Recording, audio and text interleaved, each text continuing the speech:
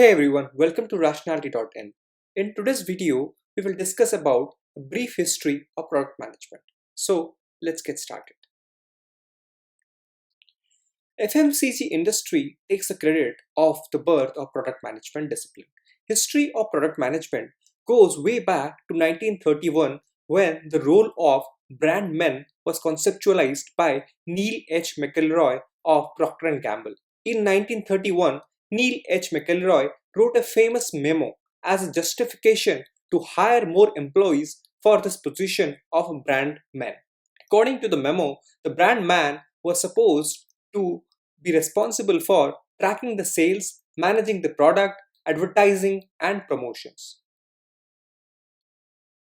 Later, McElroy, as an advisor in Stanford, influenced young entrepreneurs Bill Hewlett and David Packard, who later go on to form the divisional structure of a product group at HP.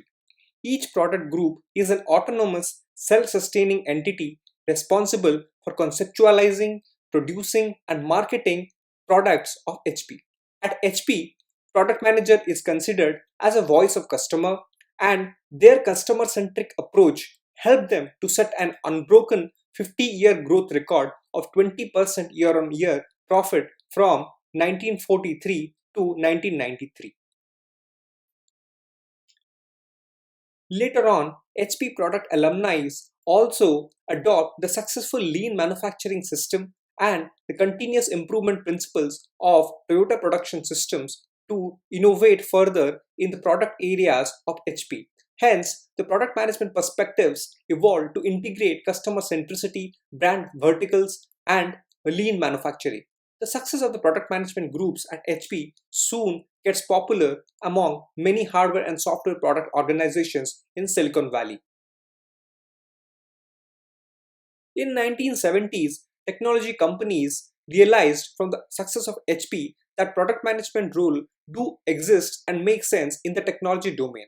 However, the technology domain product manager is got to be different from FMCG, where the product management only owns the marketing mix, that is packaging, pricing, brand management, and promotions. Product development is a key aspect in the technology world. It is complicated, costly, with lot of investment on inventions and innovations. Hence, it needed customer perspectives to be deeply infused in this process. This led to the alignment of the product management role with the product development process. In 1980s, Intuit's founder Scott Cook, who was also a former brand man himself at Procter & Gamble, started incorporating brand management principles to its first software product, Quicken. Quicken, although a finance software, was aimed for home users and non-financial users. Scott's deep customer empathy and obsession to solve the customer problems led to the Follow Me Home program, where product team was involved in studying how customers use the product in a real-life situation. Thus, Intuit gets the credit to be the first among the software companies to adopt the role of product management. In 1990s, Microsoft also followed the movement like Intuit of adopting product management principles into a role of what it called program management. This started when Microsoft got into developing Excel for Macintosh. Program managers in Microsoft were responsible for understanding customer needs, identify product or feature requirements, and then translate them into technical or software requirements that would make sense for the engineers to develop the product.